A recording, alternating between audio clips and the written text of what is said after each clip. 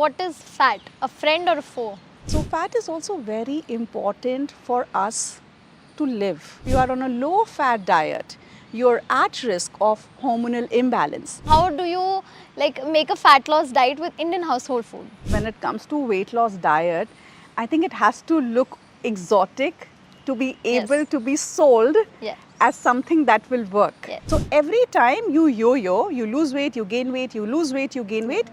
With every cycle, it's increasingly more difficult to lose weight because you are messing up your metabolism. Hello and welcome to Health Bites presented by Red FM podcast. So in the last episode we discussed about stress, acidity and that vicious loop that people get stuck in. This time we're discussing a very important topic when it comes to nutrition and health. This topic is fat loss. Forget the fat diets, quick fixes, we are getting real and we're cutting through the noise about how to lose weight and how to lose fat and keep it like that. So get ready to ditch the myths and be ready for some science-backed tips. So let's dive in and shed the old you. Hi Lovneet, how are you? Hi Tanishka, I'm good. How are you? Last episode में हमने stress and acidity और lifestyle के बारे में काफ़ी कुछ discuss किया. इस एपिसोड में मतलब मुझे ऐसा लगता है सबसे इम्पॉर्टेंट चीज़ जो है न्यूट्रिशन और हेल्थ से रिलेटेड वो है फैट लॉस. मतलब क्योंकि समहाउ ये इमेज बन गई है कि if you are going through the path of nutrition you want to lose weight. So I think today we are going to, debunk all the myths and to know what's the real deal with fat loss. Yes, absolutely. And you're right. Whenever anybody thinks of nutrition, they want to think of weight loss. And thank God you use the term fat loss, because now more and more research is coming out on why not just the absolute weight, but the type of weight that we are carrying is very important. Say if somebody is 60 kilos and they have 30% fat weight as opposed to 15% fat weight, it's a whole different metabolic health that they are carrying and the risk of chronic diseases that they are carrying. So more than just weight loss, fat loss is what is very important to look at. Okay, so how to differentiate both of them, like fat loss and weight loss? So weight loss, if you are losing weight on the weighing scale, then you really don't know what kind of weight you're losing. So if somebody is doing a very low cal diet and that diet is not giving them balance of nutrients, then they might end up losing muscle mass or even worse, their bone density. And especially you would see many people, they would be like, we don't want to do strength training because we don't want to put on weight. So there, the strength training help you put on the right kind of weight. So weight loss can give you a sense of direction, whether you're moving in the right direction or not, but it's not the absolute thing that will define your health and wellness. Because just think of it like this. 1 kilo of cotton is not the same thing as 1 kilo of iron. They mean totally different things even if the weight is same. So you have to make sure that the weight that you're carrying is the good weight, which is the lean body mass, it's your muscle mass, it's your bone density. And if you're working on increasing that, then it's actually a good thing. What you have to take care of is to reduce your fat weight. And in fat also, there are different kind of fats that our body carries. There is subcutaneous fat, that is the fat that is pinchable. Oh. There is visceral fat. Fat that is around the organs, which is the worst kind of fat. If you have high visceral fat in the body, then you are at risk of chronic diseases, metabolic disorders. Then there is brown fat in our body, which is around the neck, shoulder, chest area, and that helps with insulation, that actually helps you increase your metabolism. So that's actually the good fat to carry. Oh. Then there is white fat, which again gives you that cushion, insulation, but again you don't want too much of it. You want to focus on the brown fat and you want to focus on better lean body mass when you're talking about the weight. So I wouldn't say weight loss is the right aim. The right body composition should be the goal, where you're building good weight and you're focusing on deleting fat weight. So Lovneet, do you have when people come to you, do you have like any case like that where people just come to you and they're like, we want to like stop eating fat, we want to like cut down carb from our diet altogether, just no fats in the diet? Yeah, I think being a nutritionist, I'm always given advice by my client that this is how my diet should look like. I want to be on high protein diet. I want to have no carbs at night, Lovneet. Oh, this is too much fat, Lovneet. What are you saying? I can't eat ghee and lose weight, Lovneet. So I think what's important to understand there is that the calorie math can take you to a certain goal setting. So say your calories should be around, let's just say for a general understanding, that okay, you are on a 1200 calorie diet when you are trying to lose weight, because your requirement is of maybe 1800, and then you do this deficit and you start losing weight. You start utilizing the fuel that has been stored in your body as fat, and then you lose the fat weight. But it's not as simple as that, because we are not calorie meters, right? Yeah. So 100 calories from apple are not the same 100 calories that comes from a bag of chips, because the quality of food, the nutrients that you're getting there is totally different. It will have a very different effect on our metabolic markers. So say if you eat 100 calories from sugar or chips, it will give you insulin spike, as opposed to eating 100 calories from fat and good quality protein won't. Yeah. So that will decide whether you're losing fat or not. So coming back to the calories and no fat, no carb, there has to be a balance. Because if your diet is not helping you work in your optimum energy, is not making you feel energetic, then it's not helping you lose fat. You cannot be on a very calorie deficit diet for a very long time, because in the end it will decrease your BMR. Our bodies are very smart. So over a period of time, your body will start running at a low calorie intake, a low caloric requirement. So that's why it's not as simple as 800 calories, 1200 calories, or no carb, no fat. I think it's very important to first analyze your own lifestyle. It's important to analyze your appetite. What time are you hungry? What time are you not hungry? What time are you active? So there are different factors that come into play to make sure that you increase your metabolism. So basically, if you increase the rate at which your body is burning calories, then you don't have to continuously worry about deleting calories. So the idea is that this furnace that we have inside us should be giving us more energy, right? Then you feel very good, your mood is good, and you will realize this, that then the weight on the weighing scale is not as important. I wouldn't say it's completely of no use. Yes, it does give you a sense of direction, but it's not everything. Yeah, so basically, what is fat? A friend or a foe? It can be both, depending on what type of fat you are taking. So fat is also very important for us to live. You know, our cell membranes are made up of fat, healthy fats. Cell membrane is the barrier between the environment inside the cell and outside the cell. So if your cell membranes don't get good fat, then the permeability, the way your cells are exchanging nutrients and toxins in and out, will be compromised.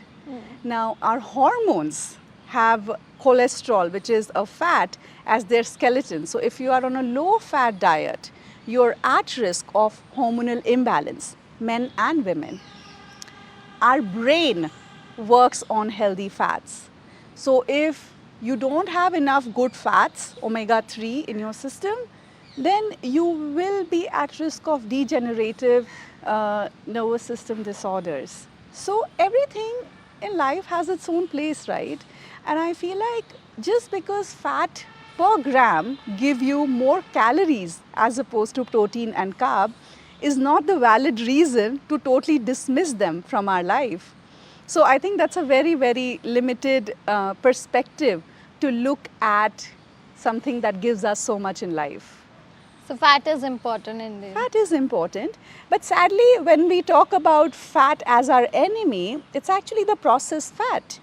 And it's not the fat that is found in nature mostly, but the way we cook fat. So say fried foods from outside are harmful because that oil has been used over and over again, which makes it rancid, which creates a free radical load. When we eat it, it creates inflammation in our body.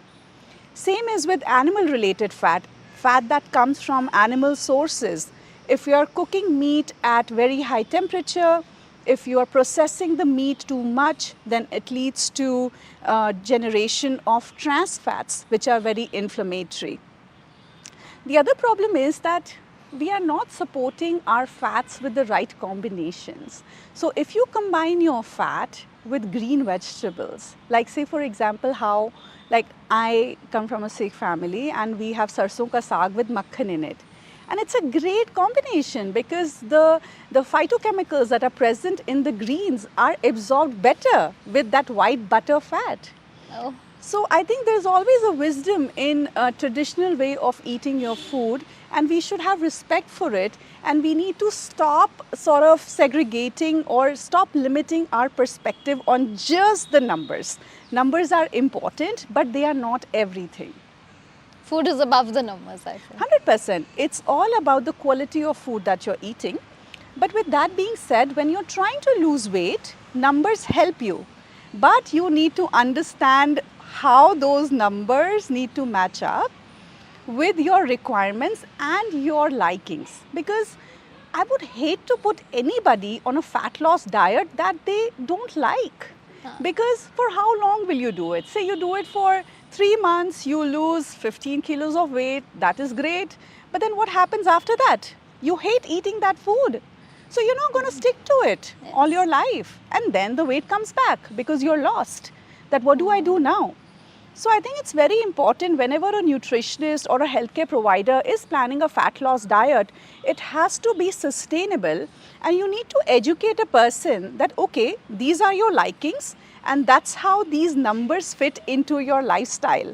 So you give that person sort of like a code to live by. And if you keep following that code consistently, you will have an excellent body composition. But the other thing with that is that you need to keep up with your activities. So we'll talk more about that, I think, in the later section. So when you make like a diet for a person from an Indian household, so do you ask them to completely cut off their homemade food, or can some changes be done in that? How do you like make a fat loss diet with Indian household food? I think that's very interesting that you are asking me this question, because when it comes to weight loss diet, I think it has to look exotic to be able to be sold as something that will work. Yes. But coming back to what I just said, that if a diet has to work for you in order to help you build the right body composition, it has to be very close to home. Otherwise, it will not sustain. And the day you will stop doing it, then you will feel lost and the weight will come back. The weight that comes back is 100% fat weight. And whenever we lose weight, we never lose 100% fat. You do end up losing some muscle mass. So unfortunately, when people go through an exotic looking, unsustainable diet that gives them the short-term results, but they cannot sustain, when they gain the weight back, their body composition is worse. Yeah. Because they have more fat weight now. And they would say that now I cannot lose this weight. So every time you yo-yo, you lose weight, you gain weight, you lose weight, you gain weight. With every cycle, it's increasingly more difficult to lose weight because you are messing up your metabolism. Yes. So what are the Indian household dishes that you would suggest for fat loss? Because when we talk about Indian household dishes, it's like a common perspective that there will be oil, there will be too much spices, like fat loss is impossible. High carb. High carb. So fat loss is impossible with this. So whenever I talk to anybody who is thinking of weight loss or fat loss for that matter, they are like, we need to switch to salads and, you know, completely cut off roti out of their diets, the homemade dishes and everything. So is that possible, and what are those household dishes that we can, you know? So there's a very simple approach here, and maybe we can do this. So you tell me what you eat from morning till evening, and I'll tell you how to convert your diet into a fat loss diet. So morning, I wake up with a tea. I don't think that's a very nice. So first thing I have is lemon water, warm water and lemon in it. I Right. think that's the most healthy thing I do in the day. Then I have my tea and a biscuit with it maybe. I, how healthy is that? Okay, so we'll cut this into pieces. So let's just sort of analyze what you're doing in the morning. So morning you're starting with lemon water, which is very good for your insulin control. But then you have a stimulant, which is tea. I don't know if you're adding sugar or not. No. But then you're having a biscuit with it. So you're having refined carbs and caffeine. So that actually would undo what lemon water is doing. It might give you insulin and cortisol spike. Instead, you should just add something here. So we're adding calories, add healthy fats. So add either half a teaspoon of coconut oil or add soaked and peeled almonds and soaked and peeled walnuts. So you're starting with fat first instead of just caffeine and refined carb first. So let's switch these calories. Let's delete the biscuit and add healthy fat there. Okay, great. Then like tea and healthy fat. And tea Yes. without sugar. I have it without sugar. No. So healthy fat, then tea. Okay, great. Yeah. Then I have a like bowl full of fruits, whatever is seasonal.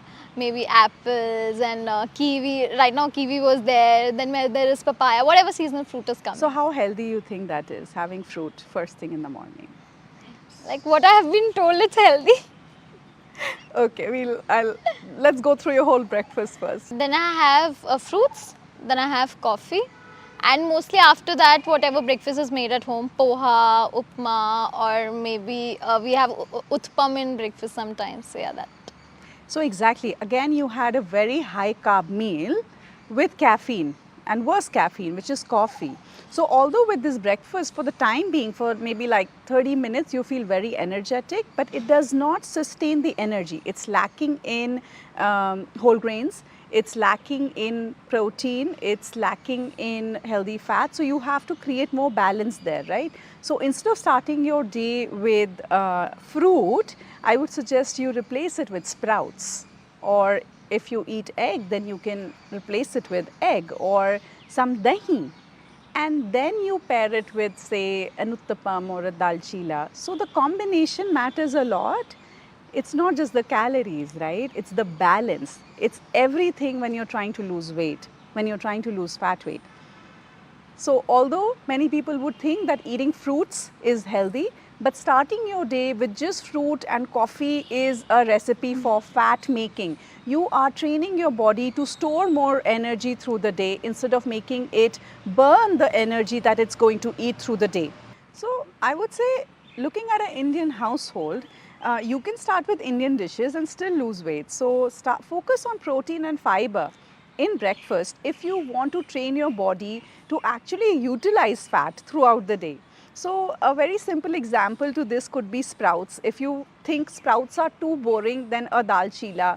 If you want to make it exotic, add some avocado slices. If you prefer it desi, then have sattu ka paratha with white butter and dahi.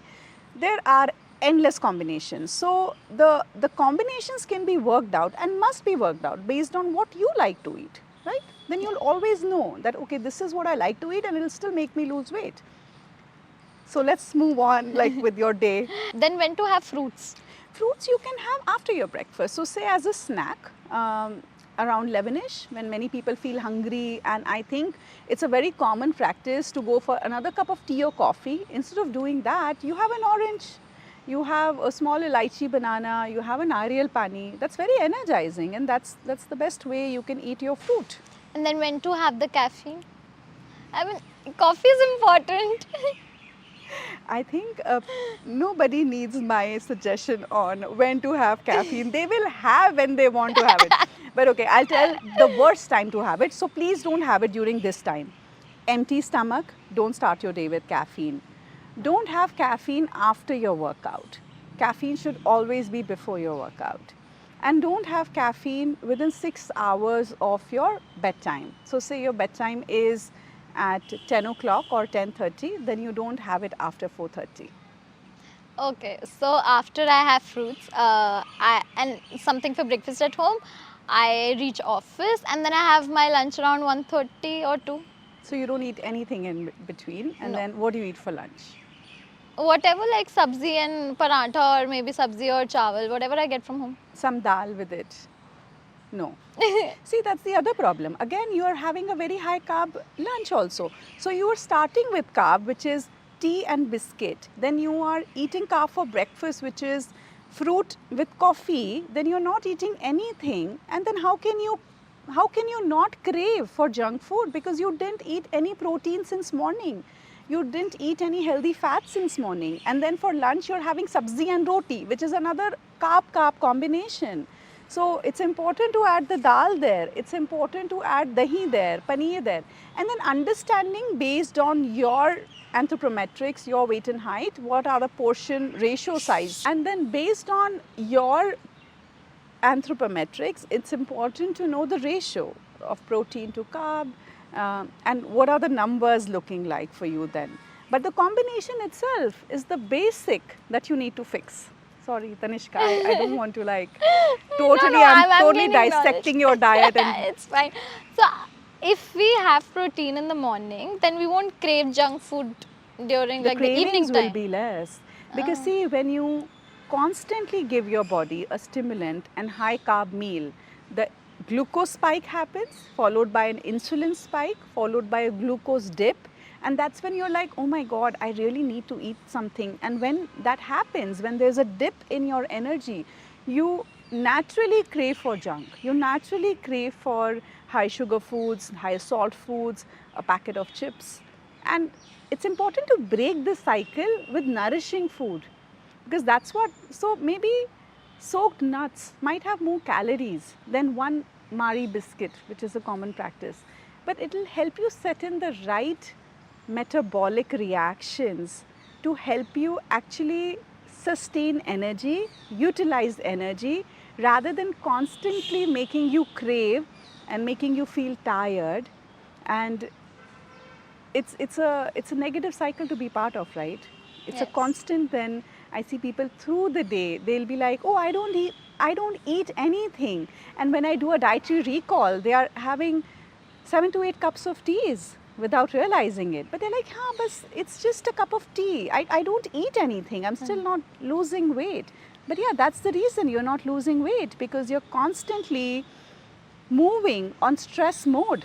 You're not nourishing your body. You're just like sort of having an emergency fix for it that gives you energy for that little 30-minute window. And then you need it again because you didn't fuel well.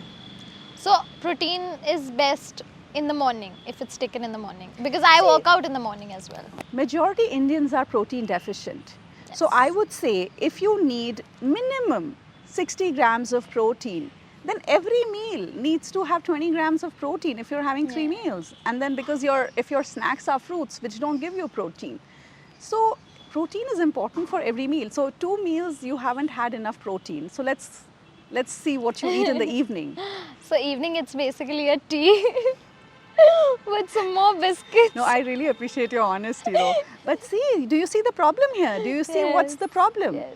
It's not whether you need to follow an exotic diet. You can very well follow the diet of your household, but you just need to have that education that how you need to move forward with your day. So with tea, if you could have just had roasted chana, which you can carry to the office instead of biscuits, that would change a lot over a period of time, you know? Yes. And then what time you reach home and what time you eat dinner? So I reach home around by 9 and I have my dinner around 10. Okay. And what do you usually eat for dinner? Same, roti sabzi, whatever is made at home. So now I don't need to tell you, you know exactly what's going wrong, right? I don't know if you're trying to, but like if anybody who's trying to not just lose weight, I think creating a balance also helps you optimize your energy levels through the day. Yes. I see this a lot. People who come to me for weight loss, so they are storing a lot of energy, and a very common symptom they all will have is fatigue. When I ask them, do you feel energetic? They're like, no, we have no energy. So basically, you have to train your body to utilize energy rather than storing it. And if a diet can help you do that by giving you the right combination, the right basic foundation with food, and if you need to supplement with the supplements, also understanding what is holding your metabolism. What is the factor that is not letting you lose weight? So for some people it could be stress, for others it could be hormones or a combination of both. If you can just identify and accordingly create a plan that nourishes and fixes these problems from the root level, you will not worry too much about the weighing scale numbers, because you will start looking fitter, leaner, toned, more energetic. So like if somebody is like me who leaves office at 8:30, reaches home, and I've heard this so many times and at so many places, I've read this a lot, that you should eat your dinner before 7 or 6:30. Then what to do with that?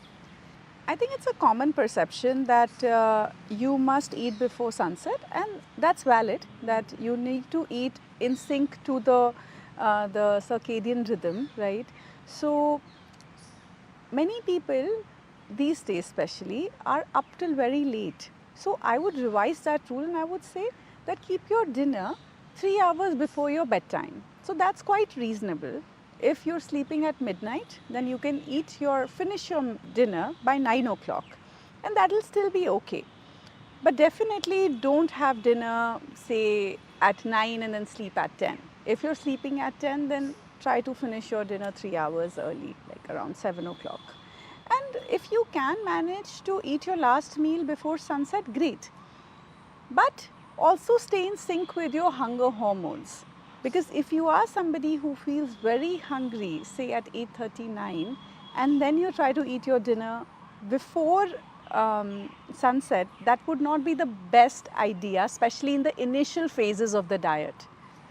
So it's very important to get your hunger hormones in control, because if you don't do that, then you are not fighting the right battle in the initial phases of diet.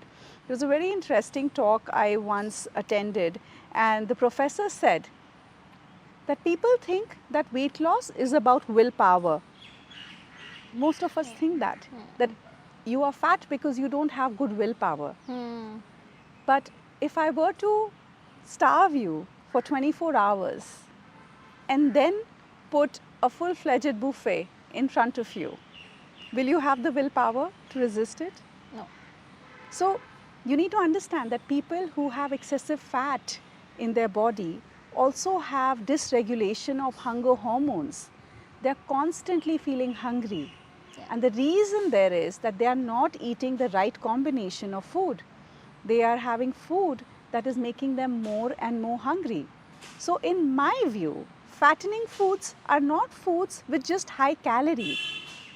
But fattening foods are the food that do not satisfy your hunger hormones, and they keep calling you to eat more and more food. So for example, you eat 4 biscuits. You'll feel good for 15-20 minutes. But it's a fattening food because it will never satisfy your hunger hormone completely. As opposed to dal chawal with some ghee and some sabzi on the side, might give you calories, but it will also sustain energy for good 3 to 4 hours. So the fattening food definition is not just with carbs, with fat, or with how many calories, but also it is with the quality, that is that food capable of keeping your hunger hormones happy. So I think fattening food is more like addiction. You'll crave for it again and again. Exactly. That's why I would also call many diet sodas fattening. They have 0 calories, but they actually mess up your hunger hormones. Yes. So studies have revealed that if you consume a lot of diet sodas, then your sugar cravings actually increase. So how is that helping you get the weight off? It might be just sort of, you're just trying to, I don't know, fool yourself probably. But weight loss never comes with just calorie math. You have to focus on foods that help you build a good metabolism and foods that help you build good body composition. So I think metabolism is a big part of fat loss. Yes. So I heard about this research that was done. Like people were split into 2 rooms, and the people in one room were told that you're being given a milkshake that is high protein and will make you lose fat. And the other one, the people were told that you will be given a milkshake that is just full of sugar. and it will increase your fat and everything. But in the end, they swapped the milkshakes of the two room, and when they did research on those people, they found out even the people who drank the high sugar milkshake, in their mind they thought that they're drinking something of high protein and something that will help them, and that like did not have that major effect that it would have had अगर उन्हें पता होता कि वो high sugar milkshake ही ले रहे हैं तो. Absolutely. So do you think mind controls that? E- Exactly. That's why I said that we are not calorie meters. The environment inside our body will help in determining whether the food that we are eating, the calories that we are eating, will be stored as fat or it will be utilized into giving us energy. So, whenever you're under stress, guilt, negative emotions, your cortisol levels are high, the hormones are not in the favor of utilizing, it actually is in the favor of storing. You'd be surprised that people who have high cortisol levels, people who are undergoing a lot of stress, might not be even eating much food, but their sugar levels are high. Because our liver, through gluconeogenesis, is capable of breaking down our muscle, breaking down our fat cells, and making glucose of its own. That spikes insulin, that makes the cortisol cycle even worse. So your state of mind, your stress levels have a huge impact on how your body will look like and what kind of strength will it carry. That's why I always, so whenever I'm helping somebody lose weight, like I said, it's important to understand the trigger. What is that reason or reasons that they are not able to unlock this energy store that lies within their body? And I think if you can help someone relax and focus on a goal to strengthen, there is no way that in a long term they will not lose their fat weight. I think the desperation to get the weighing scale number down creates more anxiety for many patients, and it makes it worse. I have seen patients who are eating hardly 600 to 800 calories, checking their weight 3 times a day, and still not losing weight. Oh God. Like I have also seen people, like very personally and friends and everything, that even 200 grams, 300 grams on that weighing scale just messes up their mind. It does. It has an effect on your mind. It has an effect on your mental health. I know very successful people, first thing when they check their weight in the morning, they would be completely bummed by the fact that their weight is just 200 grams down or 500 grams up. So that number does have an effect on even very strong minds, But something to know there also is body carries different kind of weights. So it's our bone weight, the muscle weight, the fat weight, water weight, glycogen weight. So out of all these weights, 2 weights that can change very quickly, even on different times of the day, is your water weight and glycogen weight. You would see many athletes who can even lose a couple of kilos in just 24 hours, before their bout of their event.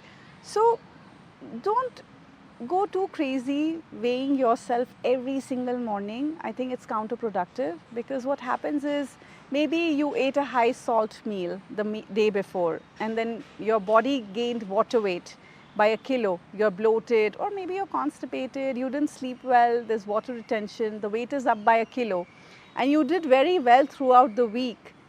But then your mind tells you, you are doing everything possible, you're just not capable of losing weight. And that negative self-talk makes you eat that piece of cake. Yes. But I think it's so important to stay focused on doing the right action. I think, of course, that's a strategy everyone should have for life. But when it comes to weight loss, that desperation never helps, because you're constantly wanting that, okay, I did this, so now the weight should be down by a kilo. Now I did this, so the weight should be down by 2 kilos. But it does not work like that. It's never a linear curve. And as a nutritionist or a healthcare provider, it is so important to educate your client on this, because our bodies don't do the math that it's not as straightforward. So if you don't lose your balance and you're consistent and you're not desperate to be a certain weight, I think you do attain the right code to stay fit, have the right body composition, energy, and not feel perturbed by now my weight is this or my weight is that. I think it's not a sprint race, it's more of a marathon. Yeah, it's also about taking care of yourself, right? You cannot rush that process. I feel when the approach is about, I'm going to take care of my body, I want to have the best productivity, I want to optimize my energy levels, then you do have a more balanced approach to the whole process. So have you had like people coming to you who have like developed a hate relationship with food? Like they're very maybe obese, have gained a lot of weight, and they've started like disliking food only. So how do you deal with them then? I think the dislike is not with food, the dislike is with the way society treats a certain body image. So you don't resent just the food, you're actually resenting the outcome which you think is because of the food. And for many patients, it actually starts at a very early age. That's why whenever kids come to me for a weight loss diet, the most important goal there is to have a very positive relationship with food and never restrict kids, even teenagers, on their calories or on their portion, and educating them about food combinations. Unfortunately, the ecosystem around us relating to our food choices is getting worse and worse. So junk food is just a click away and will be delivered within 30 minutes. But to actually prepare a wholesome meal is too much of an effort. And given the fast lives that we are leading, eating a meal has become a chore, which is a very big problem. I remember in my family, although cell phones were not that popular at that time, but picking up a call or looking into a screen was not an option during meal timing. Yes. And now I see so many mothers giving screens to their kids so that they can feed them more food.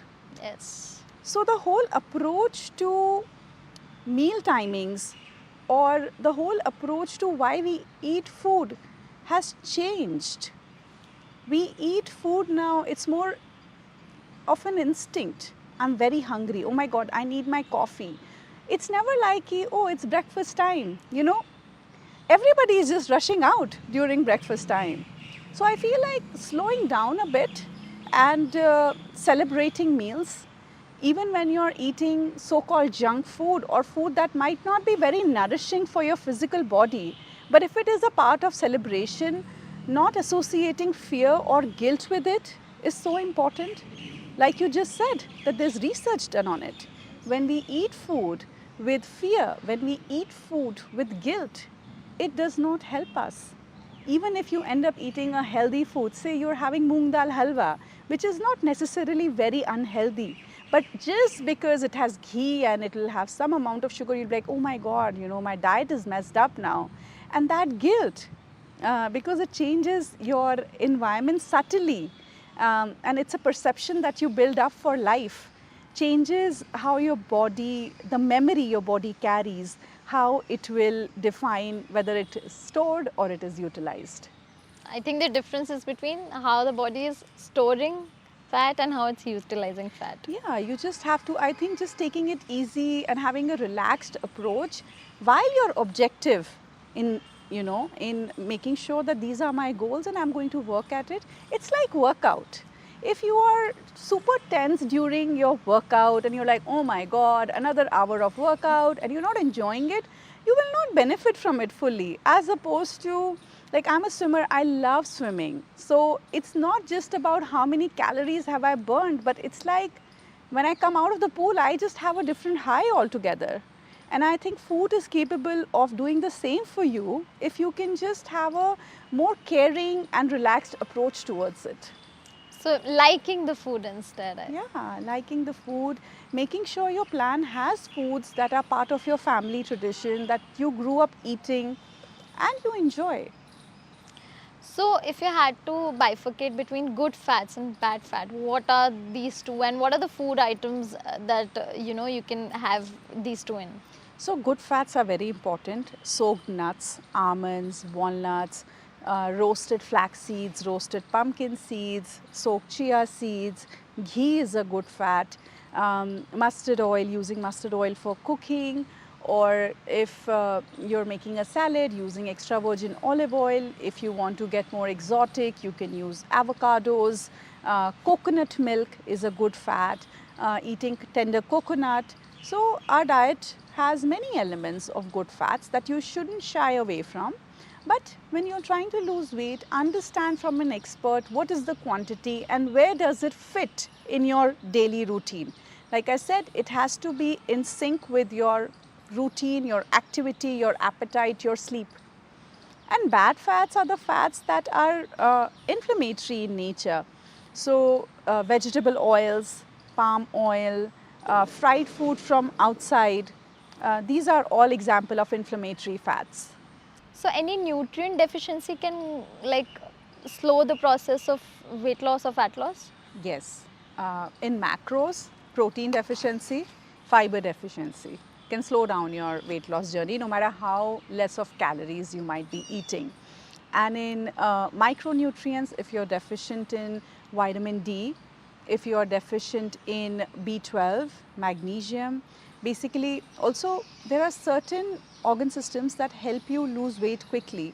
And if those are compromised, then your weight loss will be slowed. So thyroid is one of those glands that is very important when it comes to weight loss. And if you're having deficiency of iodine, selenium, antioxidants, then your thyroid functioning might be slowed down, because of which your weight loss will be hampered. Okay, so when we talk about metabolism, can we give it a natural boost? 100%, you can give your metabolism a natural boost. I think there, not just food, but your sleep is very important. Your workout, the type of workout that you're doing is very important. Not being too stressed helps, because that also ensures that your body is able to utilize its fat stores. So, can metabolism be like gene related? Because you see some people who are like inherently they're fit, or maybe in a societal norm thin or Yes, something like that. And some yes. people just वो नहीं कहते हैं कि पानी भी चढ़ता है इन लोगों को, तो they just Yes. gain fat like without even eating too much or That's eating true. too much unhealthy. So is it gene related? It can be genetic. And that's why I said you should never judge somebody for being a certain weight, because it's not just because of lack of willpower. It's not just because of they want to eat unhealthy. So genetics play an important role, because they may affect your overall metabolism, they may affect your body composition, they may affect your hunger hormones, right? And all of this plays a very important role in your weight loss, right? And I think also a simple education on picking the right combinations is very helpful. Genes, though, are dynamic in nature. If you give your body the right environment, then you can sort of go beyond the effect genes would have on your body. So when somebody comes to you for a weight loss or fat loss diet, to get that diet from you, so what are the 5 major factors that you look in that person? Like from their lifestyle or maybe genes or eating habits, what are the 5 major factors that you look at? Most important is their current dietary intake and their current lifestyle. You know, their sleep routine, their stress levels, their physical activity, what are they currently eating, how are they combining food, their current appetite. And then also we run some blood work to make sure if we need to identify any other metabolic disorders relating to thyroid or insulin resistance or high cortisol levels, to understand if there's any hormonal imbalance. So these are the main factors that we look into. Okay. So what is the weight loss plateau? Weight loss plateau is when a person is doing everything possible in their power and still not able to lose weight, and then the weight is just plateaued. And in such situation, what we usually tell a person is to increase their calorie intake and to increase their workout, or if a person is working out too much, then to help them relax. So you have to create a switch. Sometimes a person is just so used to eating low calorie food and working out too much that their bodies have become very smart in storing fat. Fat also has helped us in evolution to survive. So whenever your body is under too much stress, the instinct is going to be to hold on to fat. So when you want to release that energy, you want that person to be more relaxed and under less stress. So that helps in taking care of the plateau. So when we're looking at weight loss or fat loss, we don't want to stress our bodies. Not even don't want- diet wise, not even workout wise. Yeah, yeah. So what according to you, what's the best type of workout? Is it Pilates? Is it strength training? Is it yoga? So when you are considering physical activity, you should consider 4 different aspects of it.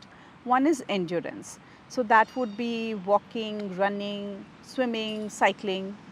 Then there is strength training. So that could be your weight training, body part training. Then is flexibility. So yoga and balance. So yoga also helps with your balance. So making sure that you have a good mix of all principles instead of just focusing on one. So if you are somebody who walks every day, then maybe 3 times in a week you can introduce strength training. It also depends on your age, because after 45 everybody has muscle decline, so strength training becomes very, very important. Whether it makes you gain weight, lose weight, doesn't matter. You have to do strength training according to your level and then slowly fine tune it. Same is for yoga. It just helps in stimulating a different principle altogether, balance. So keep a good mix. And what I think is important here is to make workout also part of your life.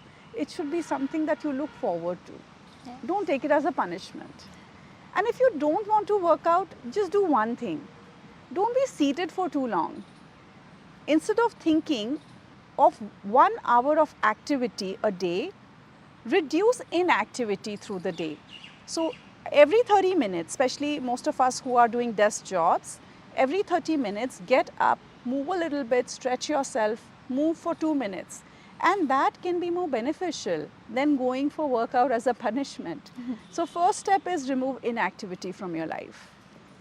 So I think it's been an amazing episode. Now, I think I personally and I feel that everybody listening will have a better relationship with food, with workout, and with weight, and like your own body. So anybody who's looking forward to lose fat, what are your top 3 tips that you want to give? Don't starve, look for your balance, and it has to be sustainable. Thank you so much, Lovneet. It was such a nice episode. I feel better about my diet and myself so much. I think everybody who's going to listen to it will feel that same way. Now I feel like you should look forward to food. I mean, not hate it or maybe dislike it or not eat when you're like just hungry. Look forward, plan your meal. I think that's the way to Yeah, go. plan your meals. Yes. Thank you so much, Lovneet. Thank you. See you in next. Yes.